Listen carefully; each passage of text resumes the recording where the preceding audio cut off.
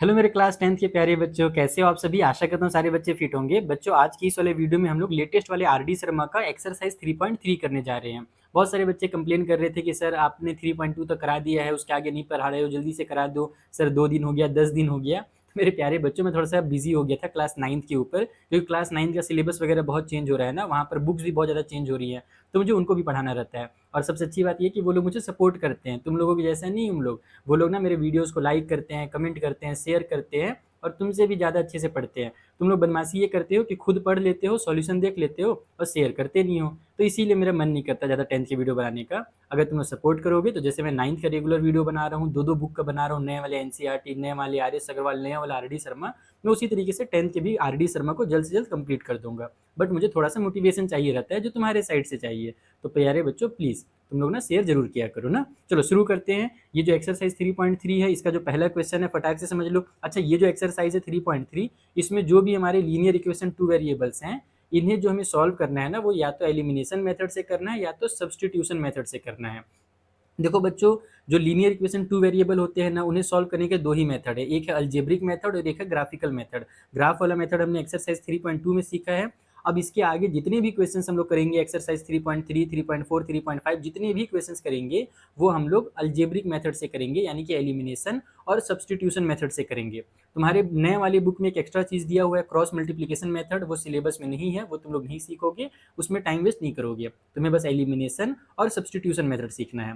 First वाले question में बोला गया है कि एक्स और वाई की वैल्यू बताइए। यहाँ पर एक तुम्हें रेक्टेंगल दिख रहा होगा। इस रेक्टेंगल का एक साइड दिया हुआ है, दूसरा वाला साइड 7 दिया हुआ है। ये वाला साइड दिया हुआ है, उसके सामने वाली साइड 13 दी हुई है। तो हमें पता है रेक्टेंगल के अपोजिट साइड इक्वल होते हैं, यानी कि ये इसके इक्वल हो जाएगा और ये इसके इक्वल हो जाएगा। और वहां से हमें 2 लीनियर इक्वेशन मिलेंगे, उन्हें हमें सॉल्व करना है। चलो कॉपी में समझाता हूँ कैसे किया जाता है। तो देखो बच्चों, यहाँ पर मैंने लिख लिया है कि जो अपोजिट साइड्स होते हैं रेक्टेंगल के, वो हमारे इक्वल होते हैं। और हाँ, तुम्हें इसके जो नोट्स है ना, वो मेरे टेलीग्राम पे मिल जाएंगे। तो Telegram official MD sir join कर लेना, डिस्क्रिप्शन में मैंने लिंक भी दे दिया है। बाकी टेलीग्राम में ये सर्च करोगे तो पूरा पीडीएफ तुम्हें फ्री ऑफ कॉस्ट मिल जाएगा। ठीक है। तो यहाँ पर हमने 2 इक्वेशन बना लिए कि भाई अपोजिट साइड इक्वल होते हैं, इसलिए ये 13 के इक्वल होगा, ये 7 के इक्वल होगा। मैं पहला क्वेश्चन है, इसलिए तुम्हें सबसे पहले ना सब्सटीट्यूशन मेथड सिखाने वाला हूँ। कौन सा मेथड? इस वाले क्वेश्चन को हम लोग सॉल्व करने वाले हैं बाई सब्सटीट्यूशन। ट्यूशन जो तुम लोग पढ़ते हो बोला नहीं, सब्सटीट्यूशन यानी कि सब्सटीट्यूट करना, वैल्यू को पुट करना। तो सब्सटीट्यूशन मेथड अगर सीखे रहोगे ना, तभी तुम्हें दूसरा वाला एलिमिनेशन मेथड समझ में आएगा। इसमें होता क्या है कि हम किसी भी इक्वेशन में से, चाहे इसमें दोनों में से किसी भी एक में से किसी एक की वैल्यू निकालेंगे। या तो एक्स की वैल्यू निकालते हैं या तो वाई की वैल्यू निकालते हैं। जैसे मान लो मैं पहले वाले इक्वेशन को यूज कर रहा हूँ, फ्रॉम इक्वेशन नंबर 1। तो पहला वाला इक्वेशन है बच्चों, एक्स प्लस में 3y इक्वल टू 13। ये पहला इक्वेशन है ना। इसमें 3y को उधर अगर भेज दूँ, यहाँ से 3y को अगर मैं उधर भेज दूँ, तो x इक्वल टू हो जाएगा 13 माइनस में 3y। ये x की वैल्यू निकल करके आ गई। अब इसी को लिखा जाता है कि substitute the value of x in equation number 2। यानी कि जो इक्वेशन 1 से हमने x की वैल्यू निकाली है, अब उसे हम इक्वेशन नंबर 2 में सब्सटीट्यूट कर देंगे। तो यहाँ पर 3x लिखा हुआ है, तो अपन लिखेंगे 3 और x के बदले में ये वाला वैल्यू लिख दो, 13 माइनस में 3y, और फिर प्लस की साइन के साथ ये y और इक्वल को साइड में 7 है, तो प्लस का y और इक्वल को साइड में 7, इस तरीके से लिखना रहता है। 13 3 जा कितना हो जाएगा अपने पास? 39 हो जाएगा। फिर माइनस में 3 3 जा हो जाएगा अपने पास 9, और ये y का y उतर जाएगा। फिर उसके बाद ये प्लस का y है और इक्वल को साइड में अपने पास 7 है। ठीक है, गॉट इट? इतना समझ में आया? अगले स्टेप में क्या करो कि ये नंबर को एक तरफ कर लो और y को सॉल्व कर लो। ये 39 उधर जाएगा, ये दोनों सॉल्व होंगे यहाँ पर, तो माइनस का 9y और प्लस का y मिल करके माइनस का 8y हो जाएगा। उसी तरीके से जो 39 जब उधर जाएगा तो इधर प्लस में उधर जाकर के माइनस में हो जाएगा। तो 7 में से 39 माइनस होगा तो 32 आएगा। और क्योंकि हमारे पास 39 उधर जाकर के माइनस में हो गया, तो बड़े नंबर में माइनस की साइन लग जाएगी। तो यहाँ से माइनस कैंसिल हो जाएगा, y इक्वल टू हो जाएगा 32 डिवाइड बाई में 8। माइनस लिखने की जरूरत नहीं है क्योंकि दोनों में माइनस हो चुका है। तो फाइनली हमारे पास y की वैल्यू जो है वो 4 निकल करके आ जाएगी। y equal to 4 is the final answer. तो y का वैल्यू निकल करके आ गया, फाइनल नहीं निकला है, अभी एक और फाइनल आंसर निकलेगा। x की वैल्यू भी तो निकालनी थी। तो जो y का वैल्यू हमने निकाला है ना, अब इसको तुम कहीं भी पुट कर सकते हो। इसमें रखोगे तो भी तुम्हारा x का वैल्यू निकलेगा, इसमें रखोगे तो भी x का वैल्यू निकलेगा, इसमें रखोगे तो भी x का वैल्यू निकलेगा।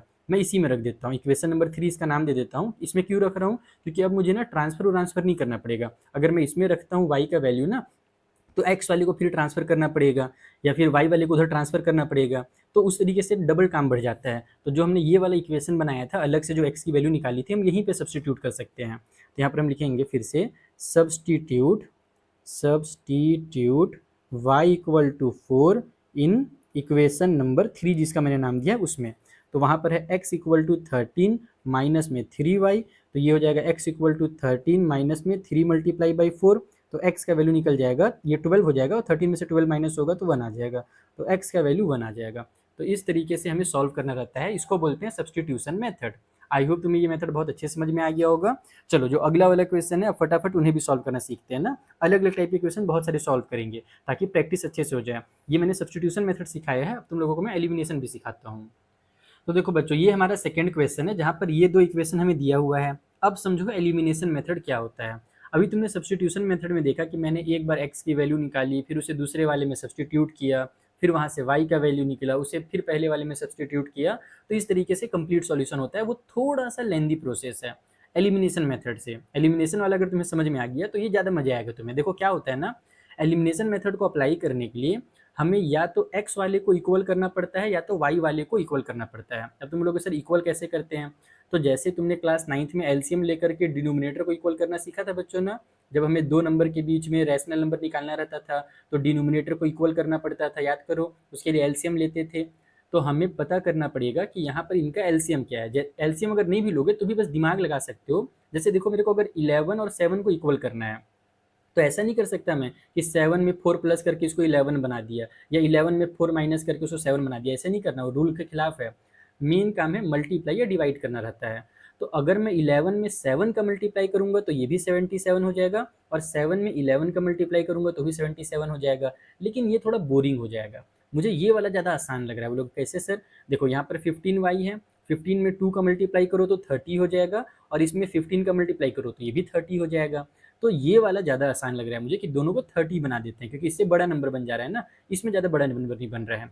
तो इसको ऐसे लिखना पड़ता है, अलग से लिखना पड़ता है। जैसे ये दो इक्वेशन हमें दिया हुआ है पहले से ना, हम दो नए इक्वेशन बनाएंगे। ऐसे हम लिखेंगे मल्टीप्लाई इक्वेशन नंबर 1 बाई 2।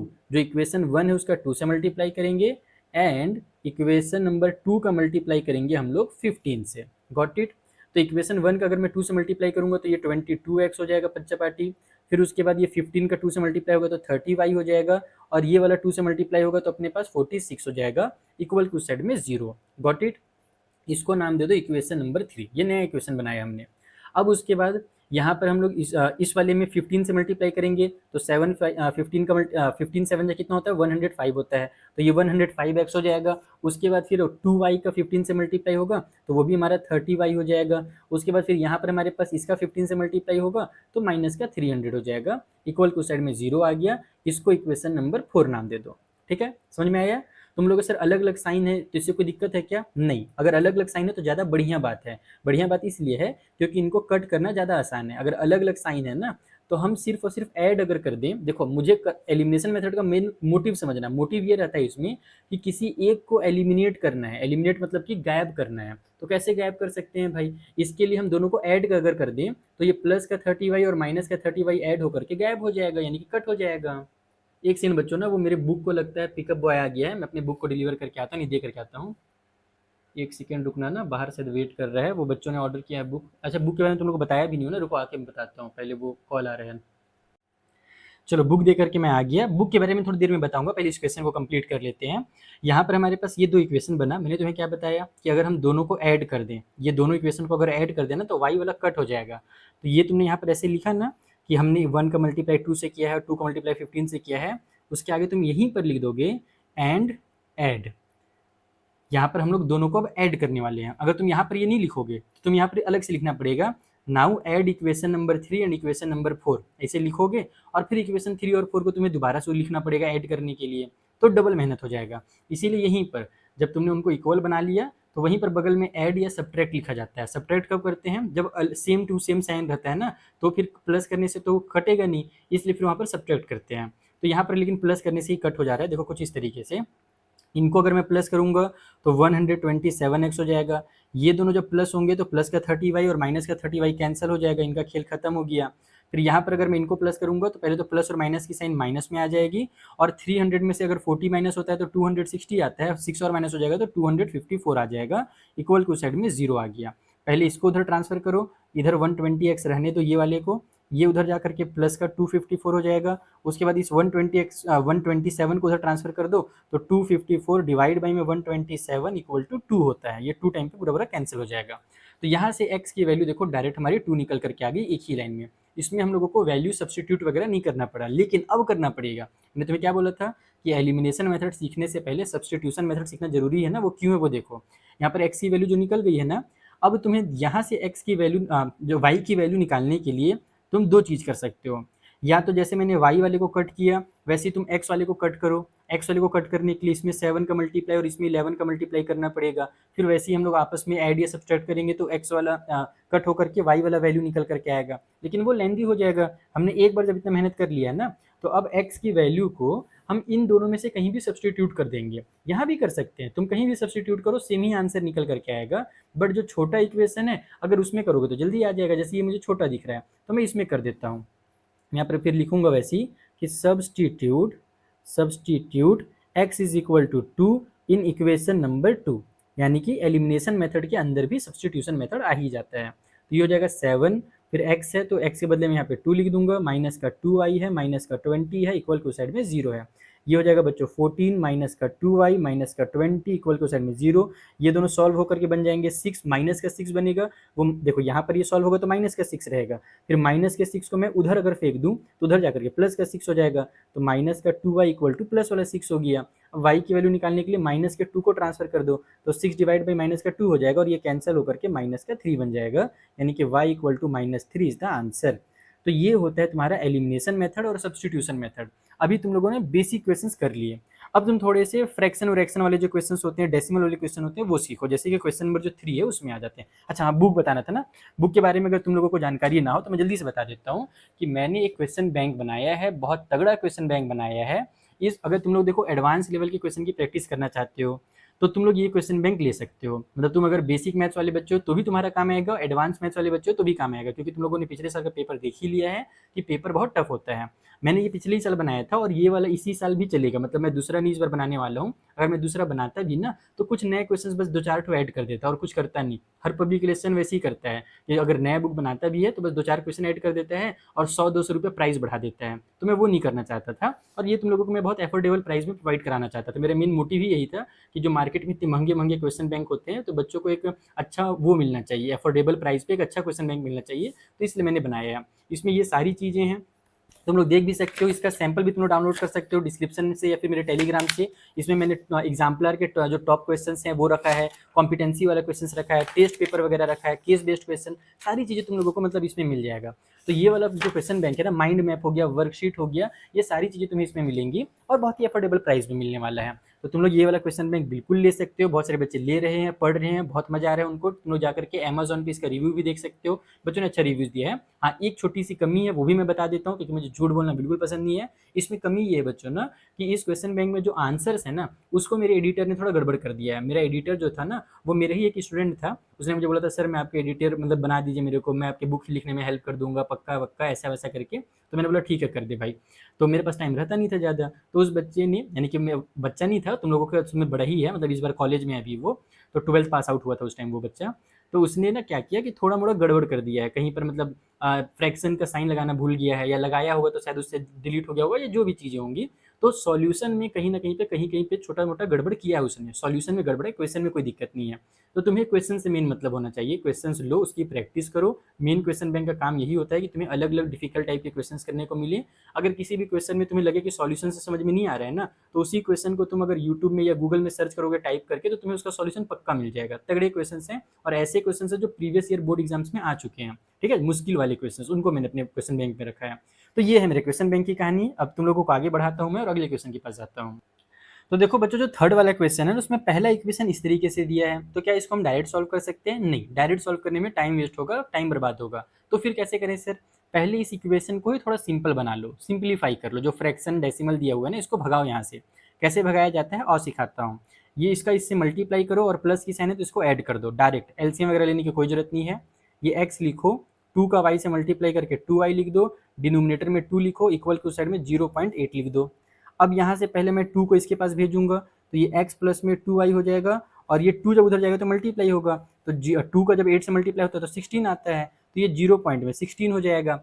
अब उसके बाद सॉरी 0 पॉइंट में 16 नहीं, 1 पॉइंट में 6 हो जाएगा, 2 8 जा 16 होगा, डेसिमल के बाद एक डिजिट है तो यहाँ पर ये 1 पॉइंट में 6 हो जाएगा। ठीक है, अब उसके बाद क्या करना है अपने को, तो डेसिमल हटाने के लिए डेसिमल के बाद चूंकि एक डिजिट है तो इन सभी में 10 का मल्टीप्लाई कर देंगे, इक्वेशन पूरे इक्वेशन में 10 का मल्टीप्लाई कर देंगे। तो जब तुम इसमें 10 का मल्टीप्लाई करोगे ना तो ये हो जाएगा तुम्हारा 10x प्लस में ये 20y हो जाएगा। तुम्हें लिखने की भी जरूरत नहीं है, बहुत सारे बच्चे लिख कर टाइम वेस्ट करते हैं, बिल्कुल भी नहीं, जरूरी नहीं है। तुम लोग 10th बोर्ड एग्जाम का क्वेश्चन सॉल्व कर रहे हो और वहाँ पर उतना टाइम नहीं रहता है कि तुम एक एक चीज़ को लिखते रहो, तो तुम इसको दिमाग में ही मल्टीप्लाई कर दो, इक्वल के उस साइड में ये 16 बन जाएगा। तो इतना हो गया।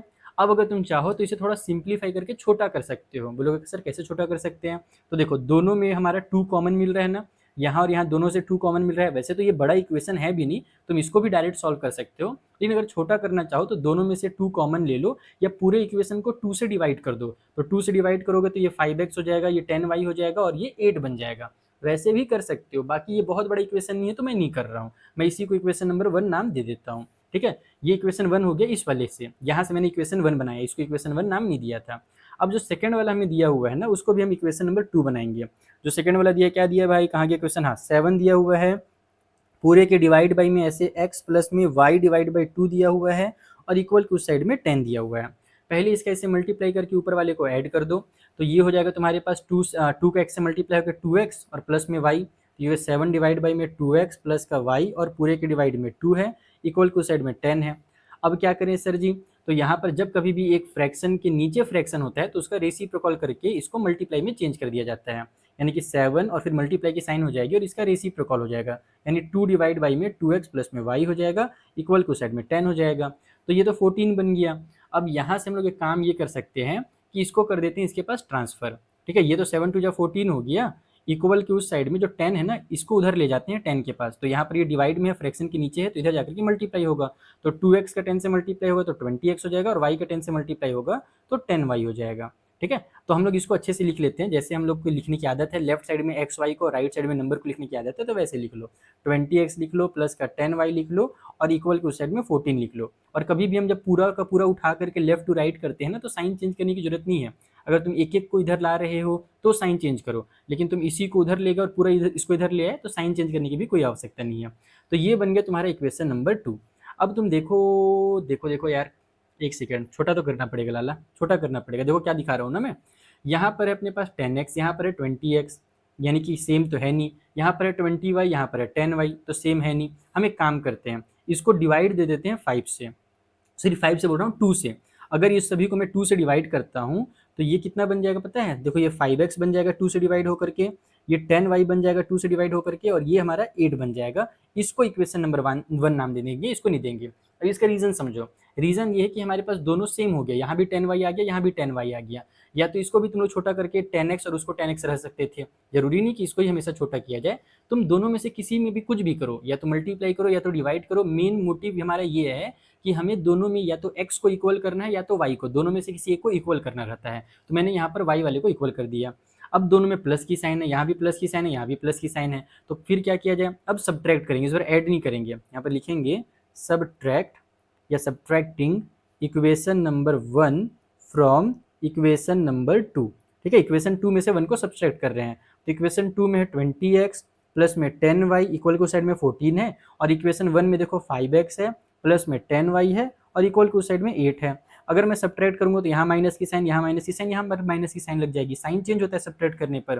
तो 20 में से 5 माइनस होगा तो 15x आ जाएगा, ये 10y में से ये 10y माइनस होगा तो खेल खत्म, हमने इसीलिए तो सब्ट्रैक्ट किया ही है। यहाँ 14 में से 8 माइनस होगा तो अपने पास 6 आ जाएगा, है 6 आ गया, फ्रैक्शन में आंसर आ गया। इसका मतलब आंसर हम लोगों का बच्चों डेसिमल में निकलने वाला है, ये बात है क्या? ये कुछ गड़बड़ तो नहीं कर रहा हूँ मैं, कहीं कुछ गड़बड़ तो नहीं करत बानी हम, कि करत बानी नहीं करत बानी नहीं करत बानी। डेसिमल बुक में तुम्हारे डेसिमल में ही आंसर दिया हुआ है, देख लिया मैंने, यहाँ पर आंसर शीट देखो ना 0.4 दिया हुआ है, आ गया आंसर, जो बुक वाला आंसर है वो आ गया, कहीं गड़बड़ नहीं है। x equal to 6 divide by 15 हो जाएगा। और हम लोग जानते हैं इसको अगर हम लोग कट करेंगे तो पहले 3 के टेबल से कट कर सकते हो, 3 2 जा 6 और इसको 3 5 जा 15 कर दो। अब 5 से जब 2 को डिवाइड करोगे तो ये 0.4 आ जाएगा। शांति से तुम लोग ये काम करना, या तो डिवाइड कर लेना ऐसे नॉर्मली, या तो कट भी कर सकते हो। तुम्हें अगर ऐसे कट करना नहीं आता है छोटे और बड़े नंबर को, तो साइड में जा करके 2 डिवाइड को यानी 2 को 5 से डिवाइड कर देना ट्री वाले मेथड से, जैसे बचपन में करते थे। तो x का वैल्यू जो निकल करके आ गया वो 0.4 निकल करके आ गया, या 2/5 भी इसको हम कर सकते हैं, लेकिन हम 0.4 ही लिखेंगे, डेसिमल में आंसर लिख देंगे लास्ट में। अब उसके बाद इस वैल्यू को सब्सटीट्यूट कर देते हैं। Substitute x is equal to 0.4 कहाँ पर सब्सटीट्यूट करूँ यार? सबसे आसान कौन सा इक्वेशन है? इक्वेशन नंबर 1 है, छोटा दिख रहा है, इन इक्वेशन नंबर 1। तो इक्वेशन 1 में अपने पास 5x है, तो 5 मल्टीप्लाई 0.4 हो जाएगा बच्चों, प्लस का 10y हो गया, इक्वल की उस साइड में 8 हो गया। इसका इससे मल्टीप्लाई करोगे तो 20 बन जाएगा, और एक डिजिट के बाद डेसिमल भी है, तो 20 में जब तुम 0 से पहले तो डेसिमल लगाओगे तो 2.0 हो जाएगा, जिसको हम 2 लिखेंगे, यानी इनका मल्टीप्लाई होकर के 2 बन जाएगा, प्लस का 10y और इक्वल की उस साइड में 8 है, ये 2 उधर जाकर के माइनस हो जाएगा, तो 10y इक्वल टू 6 हो गया। तो y का इक्वल हो जाएगा 6 डिवाइड बाई 10, और 6 को जब 10 से डिवाइड करते हैं तो 0.6 आ जाता है, यानी कि y की जो वैल्यू होगी वो 0.6 हो जाएगी। इस तरीके से सॉल्व करना था क्वेश्चन नंबर 3। तो फ्रैक्शन वगैरह डेसिमल वाले अगर क्वेश्चन आते हैं तो पहले उन्हें सिंप्लीफाई करोगे। इसके आगे देखो मेरे को सेम टू सेम इसी टाइप के बहुत सारे क्वेश्चन दिख रहे हैं, कुछ नया मैं ढूंढ रहा हूँ। क्वेश्चन नंबर 9 में मेरे को एक नया क्वेश्चन दिख रहा है। बाकी देखो मैं सारे क्वेश्चन नहीं कराने वाला हूँ, ये मैं सोचना कि सर एक एक क्वेश्चन करा दो, नोट्स कंप्लीट करना है, बिल्कुल भी नहीं, बहुत पिटाई पड़ेगा। प्रैक्टिस करो, नोट्स कंप्लीट करने के वीडियो मत देखो, समझने के लिए देखो कि सर ने क्या सिखाया क्या बताया। तो ये सब क्वेश्चन एकदम सेम टू सेम है, फ्रैक्शन दिया हुआ है, बस फ्रैक्शन को सिंप्लीफाई करना है, वो काम तुम लोग क्लास 8 से करते आ रहे हो।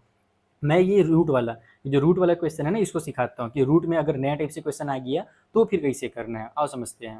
अरे लेकिन रुको तनिक एक सेकेंड, एक चीज़ में ध्यान ही नहीं दिया यहाँ पे, ये है डिनोमिनेटर में x और y वाला क्वेश्चन। ऐसे वाले क्वेश्चन को ना पुराने वाले एनसीईआरटी बुक में दिया हुआ था, लेकिन ये तुम्हारे न्यू सिलेबस में नहीं है। अगर तुम लोग चैप्टर 3 में पहुंच चुके हो, अगर तुमने एनसीईआरटी सॉल्व किया होगा तो तुमने सुना होगा ये बात कि जो डाउन स्ट्रीम अप स्ट्रीम वाले क्वेश्चन है ना वो डिलीटेड है। तुमने सुना है क्या? अगर सुना होगा तो कमेंट करके बताना, हाँ सर सुना तो है कि डाउन स्ट्रीम अप स्ट्रीम वाले क्वेश्चन डिलीटेड है। तो कोई क्वेश्चन डिलीट नहीं है बच्चों, एक्चुअल में तुम्हारे क्लास 10 के सिलेबस से ना एक टॉपिक डिलीट है। टॉपिक का नाम था reduce to linear equation two variable, यानी कि जैसे यहाँ पर ये लीनियर इक्वेशन टू वेरिएबल दिया हुआ है ना, ये वैसे direct linear equation two variable नहीं है, इसे हमें सिंप्लीफाई करना पड़ता है। इसको 1 divide by x equal to u और 1 divide by y equal to v बना करके सॉल्व करते हैं।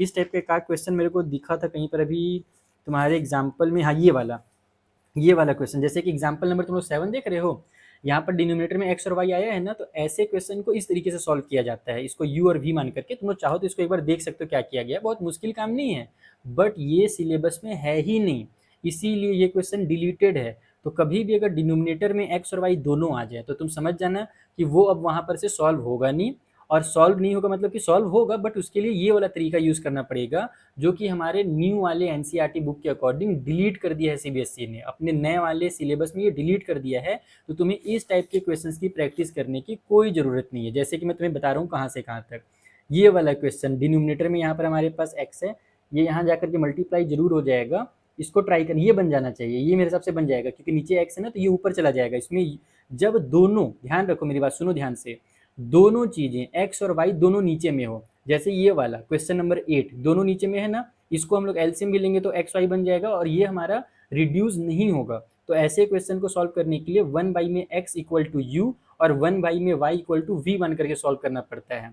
तो ये क्वेश्चन डिलीटेड है, ये 9th वाला क्वेश्चन डिलीटेड है, समझे? ऐसे क्वेश्चन तुम लोगों को नहीं करने हैं। और इसी टाइप के इधर भी जो क्वेश्चन है, ये सब जो क्वेश्चन देख रहे हो तुम लोग ना, ये वाहियात से क्वेश्चन, ये तुम लोगों को करनी ही नहीं है। डिनोमिनेटर में जहाँ x plus y x minus y दिख रहा है, समझ में आ गया मेरी बात कि डिलीट क्या किया गया है? मुझे उम्मीद है क्लियर हो गया होगा, समझ में आ गया होगा। तो जो डिलीट नहीं है हम उनको करते हैं, जैसे कि डेसिमल वाला, ये डिलीट नहीं है, ये वाला डिलीट नहीं है क्योंकि यहाँ पर ये रूट लगा हुआ है ना, लेकिन ये रूट से दिक्कत नहीं है, यहाँ पर डिनोमिनेटर में x और y नहीं दिया है, तो 10 और 11 को निपटाते हैं, ये डिलीटेड है क्योंकि यहाँ पर भी x प्लस वाई डिनोमिनेटर में है, y माइनस एक्स डिनोमिनेटर में है। ऐसे क्वेश्चन को ही रिड्यूसेबल लीनियर इक्वेशन कहा जाता है, ये डिलीट है। तो 10 11 दोनों को चिपकाते हैं, जल्दी से फटाफट सॉल्व करते हैं।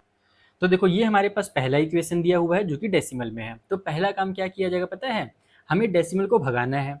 अगर मैं यहाँ पर 10 से मल्टीप्लाई करूँगा तो डेसिमल भाग जाएगा, लेफ्ट साइड में तो डेसिमल भाग जाएगा, बट राइट साइड में ये 7 पॉइंट में 4 हो जाएगा 10 से मल्टीप्लाई करने पर, यानी कि डेसिमल कंप्लीट नहीं भाग पाएगा। तो हमें करना ये है ना कि जो बड़ा वाला डेसिमल है हमें उसे पहले भगाने की कोशिश करनी है, तो छोटा वाला ऑटोमेटिक भाग जाता है। इसको कैसे भगाना है, तो इसमें 100 से मल्टीप्लाई करना पड़ेगा। तो हम लिखेंगे दोनों साइड हम लोग 100 से मल्टीप्लाई कर रहे हैं। क्या कर रहे हैं, दोनों साइड 100 से मल्टीप्लाई कर रहे हैं। यहाँ पर लिख देता हूँ मैं, मल्टीप्लाई मल्टीप्लाई बाई 100। अगर 100 से मल्टीप्लाई करता हूँ तो ये हो जाएगा अपना 5x, नहीं 50x हो जाएगा, सॉरी डेसिमल देखो 10 से मल्टीप्लाई होगा तो ये डेसिमल बाहर चला जाएगा तो 5x बन जाएगा, लेकिन 100 से होगा तो एक और जीरो है अपने पास तो उसके वजह से ये 50x हो जाएगा। वैसे ई अपने पास 70y हो जाएगा, इक्वल की उस साइड में 74 बन जाएगा। इसको मैं नाम दूंगा इक्वेशन नंबर 1। समझ में आया? लेकिन ये छोटा भी तो हो रहा है यार, दोनों में से 2 कॉमन मिल रहा है, छोटा हो रहा है, छोटा हो रहा है तो छोटा कर सकते हैं क्या, छोटा कर दूं क्या मैं? अभी रहने देते हैं, थोड़ा सा जगह छोड़ देता हूँ, अगर बाद में जरूरत पड़ा तो छोटा कर देंगे। जो दूसरा वाला इक्वेशन दिया हुआ है वो क्या है भाई, वो दिया हुआ है 0.3x प्लस में 0.5y और इक्वल की उस साइड में फिर से 0.5 है। इसमें तो 10 से मल्टीप्लाई करोगे क्योंकि हर जगह पर देखो डेसिमल के बाद एक ही डिजिट है, तो मल्टीप्लाई बाई 10, मल्टीप्लाई बाई 10। अगर 10 से मल्टीप्लाई करता हूँ तो ये 3x हो जाएगा प्लस में 5y हो जाएगा और इक्वल के उस साइड में वो 5 बन जाएगा। ये नाम दे दिया मैंने इक्वेशन नंबर 2। ओके, मेहनत वाला काम तो बना है बबुआ, इस बार इसे नहीं चलेगा काम, इस बार थोड़ा मेहनत करना पड़ेगा। यहाँ पर ध्यान से देखो हो क्या रहा है ना कि अपने पास यहाँ पर 5y है, यहाँ पर अपने पास 70 है, यहाँ पर अपने पास 3y है, यहाँ पर 50 है। तो ऐसे में तो काम नहीं बन रहा, अलग अलग हो गया। या तो एलिमिनेशन मेथड लगाना पड़ेगा या तो सब्सटीट्यूशन लगाने के थोड़ा दिमाग लगाना, सॉरी सब्सटीट्यूशन तो आराम से लग सकता है लेकिन मेहनत लगेगा, उसमें लंबा चौड़ा कैलकुलेशन हो जाएगा। मैं एलिमिनेशन का ही सोच रहा हूँ। अगर मैं इनसे 2 कॉमन ले लेता हूँ, यानी इन सभी को अगर मैं 2 से डिवाइड करता हूँ, मैं यहाँ पर लिख भी दे रहा हूँ डिवाइड बाई 2। अगर मैं 2 से डिवाइड करता हूँ तो ये 25x हो जा रहा है, हाँ नहीं नहीं नहीं, ये 35y हो जा रहा है, हाँ हो जाएगा हो जाएगा, काम बन जाएगा, अब बन जाएगा। देखो ये 35y हो गया और ये 2 से डिवाइड होगा तो 2 3 जा 6 हो जाएगा, 1 आगे गया तो 2 7 जा 14 होता है। तो इक्वेशन नंबर 1 इसको नाम ना दे करके मैं इसको इक्वेशन नंबर 1 नाम देता हूँ ना। क्यों ऐसा कर रहा हूँ मैं, ध्यान से देखो, यहाँ पर जो 35 है और यहाँ पर जो 5 है, तो मैं 5 को 35 बना सकता हूँ। मैं इसमें 7 का मल्टीप्लाई करूँगा तो मेरा 35 बन जाएगा, तो इसीलिए मैं यहाँ पर इसका 7 से मल्टीप्लाई करने जा रहा हूँ। मल्टीप्लाई इक्वेशन नंबर 2 बाई 7, तो 7 3 जा 21x हो जाएगा, 7 5 जा 35y हो जाएगा और यहाँ पर 7 से मल्टीप्लाई होती है भी 35 बन जाएगा। ई बन गया इक्वेशन नंबर 3। अब तुम देखो इक्वेशन नंबर 3 में और इक्वेशन नंबर 1 में दोनों में 35 आ गया, तो दोनों को सब्ट्रैक्ट कर देते हैं, दोनों को सब्ट्रैक्ट कर देते हैं। ठीक है, सब्ट्रैक्टिंग इक्वेशन नंबर 1 या फिर equation number 2 from equation number 1। तुम 1 में से 2 को माइनस करो या 2 में से 1 को माइनस करो, सेम ही आंसर आएगा। ये मत सोचना कि सर ने आगे पीछे माइनस किया है, हमें भी एग्जाम में ऐसे ही करना पड़ेगा क्या, ना बेटा तुम अपनी मर्जी से माइनस कर सकते हो। तो इक्वेशन 2 को मैं माइनस कर रहा हूँ 1 से, उसका मैं रीज़न बता देता हूँ। क्योंकि मैंने देखा कि 1 में बड़ा नंबर है, 1 में इधर 37 है, यहाँ 25 है, यहाँ छोटा नंबर है, तो इसीलिए मैंने बड़े में से छोटे को माइनस कर दिया। अगर तुम छोटे में से बड़े को माइनस करोगे ना तो दोनों तरफ माइनस की साइन आ जाएगी और लास्ट में माइनस माइनस प्लस हो ही जाना है, तो कोई दिक्कत नहीं है, बड़ी बात नहीं है, तुम आगे पीछे माइनस कर सकते हो। ठीक है, तो मेरे पास है इक्वेशन नंबर 1 में 25x, उसको लिख लेता हूँ, प्लस में 35y है और इक्वल की उस साइड में 37 है, नीचे में हो जाएगा 21x प्लस में फिर 35y है और इक्वल की उस साइड में 35 है। इसको सब्ट्रैक्ट कर दो, यहाँ माइनस हो जाएगा, ये भी माइनस ये भी माइनस, 25 में से 21 माइनस हुआ तो 4x आ गया। इन बेचारों का खेल खत्म हो गया, इसीलिए हमने माइनस ही किया था। और यहाँ पर ये अपना 2 आ जाएगा 37 में से 35 माइनस होकर के। अगर तुम यहाँ पर इसको उल्टा किए रहते, 1 में से अगर 2 को माइनस किए रहते तो ये माइनस का 4x आता और माइनस का 2 आता, तो लास्ट में माइनस माइनस प्लस हो ही जाता। तो ये चीज़ है, समझो मैं जो समझा रहा हूँ ना, कॉन्सेप्ट समझो। मैं एक एक क्वेश्चन नहीं करा रहा हूँ, बट मैं कॉन्सेप्ट इतना डिटेल में समझाने की कोशिश कर रहा हूँ ताकि तुम बाकी क्वेश्चन खुद से कर लो। मैं तुम्हें काबिल बना रहा हूँ, मैं तुम्हें वो रट्टू तोता ना बनाना चाहता हूँ कि मेरा देख देख करके कॉपी पेस्ट करो, बिल्कुल भी नहीं। तो x की वैल्यू यहाँ से 2 डिवाइड बाई 4 हो जाएगा और 2 डिवाइड बाई 4 यानी कि 1 बाई में 2 हो जाएगा। बुक में क्या आंसर, देखो फ्रैक्शन में आंसर आ गया तो तुम फ्रैक्शन में भी लिख सकते हो, लेकिन मेरे को लगता है बुक में डेसिमल में आंसर दिया होगा, क्योंकि ये क्वेश्चन डेसिमल वाला था। हाँ डेसिमल वाला था, तो बुक में भी देखो x का वैल्यू 0.5 दिया हुआ है, तो 1/2 को हम लोग 0.5 भी लिख सकते हैं, तो 0.5 लिख दिया मैंने। बाकी एग्जाम में अगर तुम सॉल्व करोगे तो फ्रैक्शन में भी लिख सकते हो, डेसिमल में भी लिख सकते हो, उसमें कोई दिक्कत नहीं है। ठीक है। तो ये हो गया पहला पार्ट। अब इस x की वैल्यू को सब्सटीट्यूट कर देते हैं। कहाँ पर कर दें x की वैल्यू को सब्सटीट्यूट? कहाँ पर कर दो यार? इक्वेशन नंबर कौन छोटा है? ये एक छोटा है, सबसे छोटा इक्वेशन नंबर 2 है। इसका यूज अभी तक हमने नहीं किया है ना, अभी हम लोग इसका और इसका यूज कर रहे थे। बाकी तुम इसमें भी रख सकते हो, लेकिन मैं इक्वेशन 2 में रख रहा हूँ। x इक्वल टू 0.5 पुट लिख देता हूँ, सब्सटीट्यूट के बदले शॉर्टकट में पुट भी लिखा जा सकता है, इन इक्वेशन नंबर 2। तो इक्वेशन 2 में बेटा 3 मल्टीप्लाई 0 पॉइंट में 5 हो जाएगा, x के बदले में प्लस का 5y है, इक्वल उस साइड में 5 है। तो e कितना बन जाएगा? 3 का 0.5 से मल्टीप्लाई होगा तो 5 3 जब 15 होता है तो 1.5 हो जाएगा। यहाँ पर x कहाँ लिख रहा हूँ, 1.5 हो गया, प्लस की साइन के साथ ये 5y है, इक्वल की उस साइड में अपने पास 5 है, ये उधर जा करके माइनस होगा, तो ये हो जाएगा यहाँ से 5y, और इधर 5 माइनस में 1 पॉइंट में 5, 5 में से 1 माइनस होगा 4 और 0.5 माइनस होगा तो 3.5 आ गया। तो 5y इक्वल टू 3 पॉइंट में 5 आ गया। y की वैल्यू निकालने के लिए 3.5 डिवाइड बाई में कर दो 5। अगर तुम डायरेक्ट नहीं कट कर पाते हो तो कभी भी स्टेप से क्वेश्चन को तुम्हें तरीका बता देता हूँ मैं, तुम यहाँ पर ऊपर में 10 से और नीचे में 10 से मल्टीप्लाई करके फिर डिवाइड भी कर सकते हो अगर चाहो तो। अदरवाइज आसान तरीका यही है कि 5 के टेबल में देखो 7 टाइम पे हमारा 35 आता है, लेकिन डेसिमल नंबर हमने यूज़ किया है तो यहाँ पर हम एक डिजिट के बाद डेसिमल लगा देंगे, तो 0.7 हो जाएगा y का वैल्यू। ठीक है, तो इस तरीके से तुम्हें डेसिमल वाले क्वेश्चंस बनाने थे। चलो एक रूट वाला क्वेश्चन है, क्वेश्चन नंबर 11, उसे भी जल्दी से समझ लो। वो खतरनाक दिखता है लेकिन खतरनाक है नहीं, बहुत ईजी है। तो देखो जैसा मैंने तुम्हें पहले ही बताया कि ये सारे के सारे क्वेश्चन डिलीटेड हैं, क्यों डिलीटेड है ये भी मैंने एक्सप्लेन कर ही दिया तुम्हें। अब आ जाते हैं हम लोग 19 वाले क्वेश्चन के पास। तुम यहाँ पर देखना 19 वाला क्वेश्चन, 20 वाला, 21 वाला, ये 3 क्वेश्चन। हाँ, इसके बाद वाले में कौन सा है? ये वाला तो नहीं है, ये अलग हो गया है। हाँ, ये वाला 23 वाला, 24 वाला और ये 26 वाला। मैं ये जो जिन जिन क्वेश्चन के ऊपर मैंने अभी फिंगर रखा ना, इसमें तुम एक पैटर्न नोटिस करोगे। क्या नोटिस करोगे? कि यहाँ पर जो x के साथ नंबर है वही यहाँ पर y के साथ है, जो यहाँ पर y के साथ है वही यहाँ पर x के साथ है, और ऐसा सभी में हो रहा है। जैसे देखो यहाँ पर x के साथ 47 है, यहाँ y के साथ 47 है, यहाँ x के साथ 21 है, यहाँ पर y के साथ 21 है। तो ऐसे क्वेश्चंस को सॉल्व करने का एक आसान मेथड होता है, क्योंकि तुम देख रहे हो ना कितने बड़े बड़े नंबर हैं। यहाँ पर एलिमिनेशन या सब्सटीट्यूशन मेथड दोनों में लगाने में नानी याद आ जाएगी, दोनों में से किसी भी मेथड को सॉल्व करने में। तो इसको आसान कैसे बनाया जाता है, उस आसान मेथड को एक ट्रिक कहा जाता है। ट्रिक का नाम है एडिशन और सब्सट्रैक्शन। एडिशन और सब्ट्रैक्शन, ऐड करो सब्ट्रैक्ट करो तो ये चीज़ें आसान हो जाती हैं। पहले मैं तुम्हें 19 वाला समझाता हूँ, यहीं से शुरू करते हैं समझना चीज़ों को। तो देखो ये हमें पहला इक्वेशन दिया है और ये है हमारा दूसरा इक्वेशन। यहीं पर इसका पहले तो नाम रख दो, इक्वेशन 1 और इक्वेशन 2। पहला काम करो एडिशन का। कभी भी सबसे क्वेश्चन दिखे पहले करो उनको आपस में ऐड। तो जब तुम दोनों को ऐड करोगे तो ये और ये ऐड होकर के कितना बन जाएगा? देखो यहाँ प्लस की साइन है, यहाँ माइनस की साइन है, प्लस माइनस माइनस हो जाएगा। और यहाँ पर अपने पास ये जो नंबर है, अगर मैं ऐड करता हूँ तो कितना हो जाएगा? ये हो जाएगा 8 में से 2 माइनस होकर के 6, और फिर 7 में से 5 माइनस होकर के 2, और 3 में से 1 माइनस होकर के 2, यानी कि ये हो जाएगा 226 और x आ जाएगा। और बड़े नंबर में माइनस की साइन थी इसलिए माइनस की साइन लग जाएगी। ठीक है, दोनों को ऐड किया मैंने। उसी तरीके से इनको भी ऐड करूंगा, तो इनको भी ऐड करूंगा तो सेम नंबर आएगा, क्योंकि सेम ही नंबर से यहाँ पर माइनस प्लस है, तो माइनस की साइन के साथ 226y आ जाएगा। इधर अगर मैं दोनों को ऐड करता हूँ तो यहाँ पर माइनस और माइनस प्लस ही होगा, बस साइन माइनस की लग जाएगी। तो 604 में 74 ऐड करेंगे तो माइनस का 678 आ जाएगा। Got it? इतना समझ में आया? अब तुम देखो यहाँ पर जो 226 है, यहाँ पर जो 226 है, दोनों को कॉमन ले लो माइनस की साइन के साथ। माइनस की साइन के साथ 226 को कॉमन लोगे तो यहाँ x माइनस में y बचेगा, ये x हो जाएगा। अच्छा, ये प्लस का y हो जाएगा क्योंकि माइनस की साइन मैंने बाहर निकाल दिया है। इक्वल क्वेश्चन में माइनस का 678 है।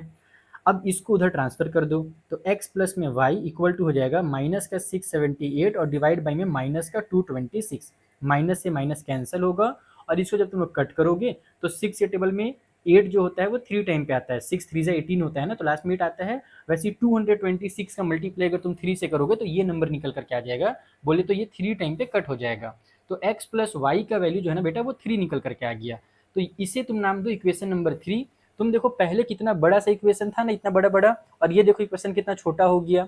तो जब हम लोग ऐड करते हैं तो आंसर नहीं निकलता है, बस इक्वेशन छोटा हो जाता है।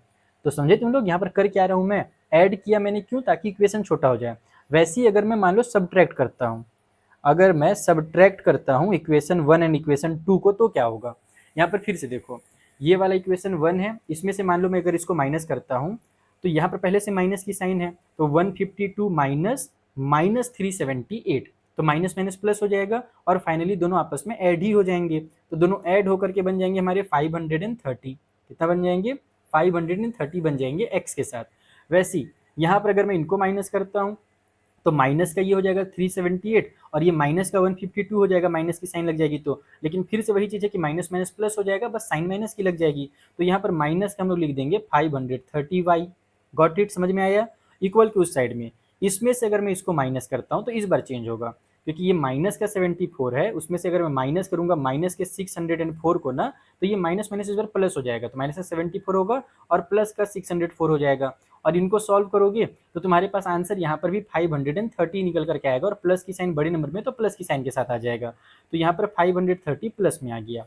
इन सभी में से देखो तुम 530 को कॉमन ले सकते हो, तो 530 को कॉमन लेने से x माइनस में y हो जाएगा, इक्वल टू साइड में 530 है, इसको मैं उधर भेजूंगा तो डिवाइड में चला जाएगा, 530 कट होकर के 1 बन जाएगा, तो तुम इसको ऐसे डायरेक्ट कट करके इक्वल टू 1 लिख दो।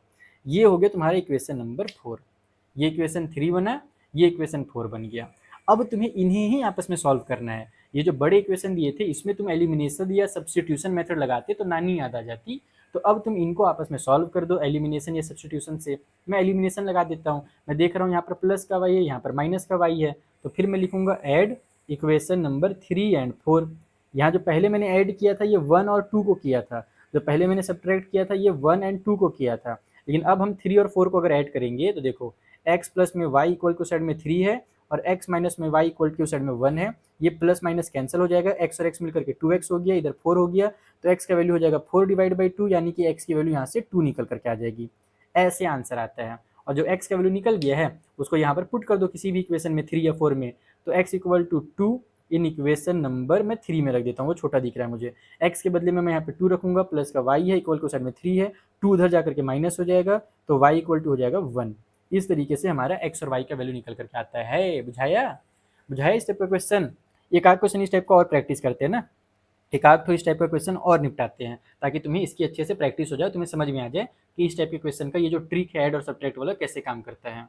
तो इसके बाद जो हमारे क्वेश्चन है 20, 21, 22, 23, 24 सब सेम है, बस 22 वाला थोड़ा अलग है, तो इस क्वेश्चन को तुम लोग भी खुद से प्रैक्टिस करना है, क्योंकि बोर्ड एग्जाम में आ चुका है। मैं इसका हिंट तुम्हें दे देता हूँ कैसे करना है, बाकी ये वाला 24 वाला भी मैं समझाने जा रहा हूँ, क्योंकि ये वाले क्वेश्चन की तरह मैंने बोला ना कि क्या क्वेश्चन और करते हैं, तो इसको कर लेते हैं सॉल्व 24 वाला जो कि बोर्ड एग्जाम में आ चुका है। 22 वाला कैसे करोगे, क्योंकि इसमें तो सेम टू सेम है नहीं, लग रहा है इसी टाइप का है लेकिन थोड़ा अलग है, एक्स यहाँ पर जो है यहाँ पर वो वाला वाई में है नहीं, मतलब अलग अलग नंबर है कुल मिलाकर के। तो इसमें तुम्हें जैसे पहले वाले क्वेश्चन को सॉल्व किया था वैसे ही करना पड़ेगा। एक काम ये करना कि पहले से थोड़ा छोटा कर लेना, ये देखो 2 से डिवाइड हो रहा है ना, पूरा का पूरा 2 से डिवाइड हो रहा है, ये 15x बन जाएगा, ये 22y बन जाएगा और ये 5 बन जाएगा। अब उसके बाद जो ये नया इक्वेशन मैंने बनाया अभी तुम लोगों को 2 से डिवाइड देकर के जो मैंने बनवाया, उस वाले इक्वेशन में तुम एक काम करो, देखो यहाँ पे 22y है और यहाँ पर 55y है, तो 22 को और 55 को हम लोग एलसीएम लेकर के इक्वल कर सकते हैं, दोनों को ना हम लोग 110 बना सकते हैं। 22 के टेबल में 5 टाइम पे आ जाएगा 110, है ना, और हमारे पास 55 के टेबल में भी हमारा 110 2 टाइम पे आ जाएगा, तो फिर जो नया इक्वेशन बना है उसका 5 से और इसका 2 से मल्टीप्लाई करके दोनों को 110y बना लेना, और वहां से तुम्हारा आंसर फटाक से निकल करके आ जाएगा। यानी कि जैसे पहले सॉल्व करते थे ये उस टाइप का क्वेश्चन है, इन सभी के बीच में एक नया नवेला दुल्हन है, ये समझ लो, यानी कि ये लोग अलग अलग हैं, सहेलियां हैं, और ये सहेलियों के बीच की दुल्हन है, एकदम अलग सी क्वेश्चन है, दिखने में लग रहा है इन्हीं की तरह है लेकिन है अलग। ठीक, तो अब आ जाते हैं इसमें 24 वाले में, कि जैसे मैंने इसको बनाया था वैसे इसी तरीके से इसको भी फटाक से सॉल्व करते हैं। तो देखो ये हमारे पास इक्वेशन 1 और इक्वेशन 2 24 वाले का अपन ऐड कर देते हैं 1 एंड 2 को। अगर मैं 1 और 2 को ऐड करूंगा तो क्या बनेगा, ये दोनों ऐड होगा तो 73 और 37 मिलकर के 110x हो जाएगा। सेम यहाँ पर माइनस की साइन के साथ 110y हो जाएगा, इधर भी ऐड होकर के 110 ही आ जा रहा है। 110 दोनों में से कॉमन ले लो, ब्रैकेट में x minus y equal to side में 110 है, इस 110 को उधर ट्रांसफर कर दो तो x minus y equal to 1 आ जाएगा, क्योंकि यहाँ से ये कट हो जाएगा, ये उधर जाकर के जब डिवाइड में जाएगा तो ये बन गया तुम्हारा इक्वेशन नंबर 3। ठीक है, अब हम लोग सब्ट्रैक्ट करते हैं। सब्ट्रैक्ट किसको सब्ट्रैक्ट कर रहा हूँ मैं, तो इक्वेशन नंबर 1 एंड 2 को ही आपस में चिपका देता हूँ, सब्ट्रैक्ट कर देता हूँ, 1 में से ही 2 को माइनस कर देते हैं।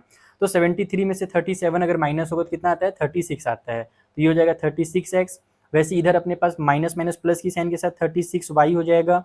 ठीक है, क्योंकि इसमें हम लोग जब माइनस करेंगे तो ये माइनस और माइनस प्लस हो जाएगा, तो प्लस का 73 और माइनस का 37 हो जाएगा, बड़े नंबर में प्लस की साइन आ जाएगी, इसीलिए प्लस का 36y हो जाएगा। और इक्वल की उस साइड में माइनस करेंगे तो 109 में से 1 माइनस होकर के 108 आ जाएगा। 36 को कॉमन ले लो, बचेगा x प्लस में y इक्वल की उस साइड में 108 है। तो इसको अगर मैं ट्रांसफर करता हूँ 36 को, उधर जाकर के डिवाइड में होगा, तो इससे अच्छा यहीं पर 3 टाइम पे कैंसिल कर दो, तो ये हो जाएगा x प्लस में y इक्वल टू 3।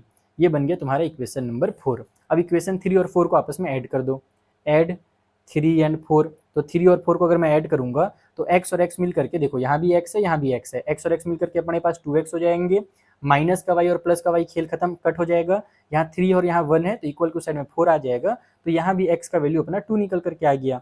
और इसी वैल्यू को इक्वेशन 4 में सब्सटीट्यूट कर दो, अरे यार सब्सटीट्यूट, अरे दादा रे दादा इतना खतरनाक spelling, substitute x equal to 2 in equation number 4। तो इक्वेशन 4 में अगर मैं चिपकाता हूँ x का वैल्यू तो ये हो जाएगा 2 प्लस में y इक्वल टू 3, तो y का वैल्यू यहाँ से 1 निकल करके आ जाएगा। सेम टू सेम उसी क्वेश्चन का कॉपी पेस्ट आंसर निकल करके आया है। ठीक है, तो समझ में आ गया इस टाइप के क्वेश्चन को कैसे करना है बबुआ लोग। अरे यार मैं तो रूट वाला बताने वाला था ना, कहाँ चला गया मैं रूट, एक सेकेंड यार, मैं तुम लोगों को क्वेश्चन नंबर 11 नहीं बताया ना बच्चों, 10 के बाद मैं सीधे इस टाइप का क्वेश्चन सिखाने चल गया। अरे दादा ये तो गड़बड़ हो गया, कोई बात नहीं कोई बात नहीं, होता है लल्ला। बहुत सारे बच्चे बोल रहे होंगे सर आप गजनी हो गए, 11 वाला आप समझाने वाले थे, रूट वाला उसको समझा भी ना किए। कोई बात नहीं, यहाँ पर मुझे रूट वाला एक और क्वेश्चन दिखा तो मुझे याद आ गया। चलो ये 25 वाला जो है ना, इसको चिपकाता हूँ, इसको समझाता हूँ। ये सेम टू सेम उसी तरीके से बनेगा, 11 वाला और ये वाला सेम क्वेश्चन है, ये एनसीईआरटी बुक में कहीं पर दिया हुआ है और उसी का कॉपी पेस्ट करके बोर्ड एग्जाम में बनाया गया था। बस थोड़ा सा मेरे को लगता है अलग है कि हाँ लगभग सेम है, बस यहाँ पे प्लस की साइन है उसमें माइनस की साइन दी हुई है, बाकी सेम है क्या, हाँ इक्वल की उस साइड में यहाँ पर नंबर दिया हुआ है और इसमें 0 दिया हुआ है, यानी कि एनसीईआरटी बुक से क्वेश्चंस को घुमा फिरा करके बनाया जा रहा है क्वेश्चन बोर्ड एग्जाम में।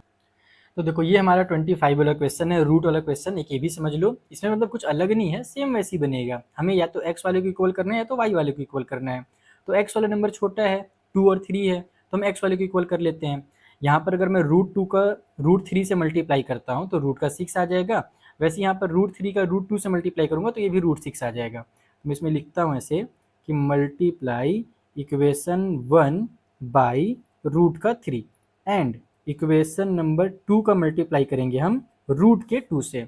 तो अगर मैं इसका रूट 3 से मल्टीप्लाई किया तो ये हो जाएगा अपना रूट का 6, तो रूट का 6x लिख दो। यहाँ रूट 3 का रूट 3 से मल्टीप्लाई होगा तो पूरा का पूरा 3 बन जाएगा और y उतर जाएगा, और यहाँ पर जो 5 है उसका रूट 3 से मल्टीप्लाई होगा तो वो 5 रूट में 3 बन जाएगा। ये नया इक्वेशन है। ठीक है, उसी तरीके से इसका मल्टीप्लाई करना है रूट के 2 से, तो रूट 2 का रूट 3 से मल्टीप्लाई होगा तो रूट 6x आ जाएगा।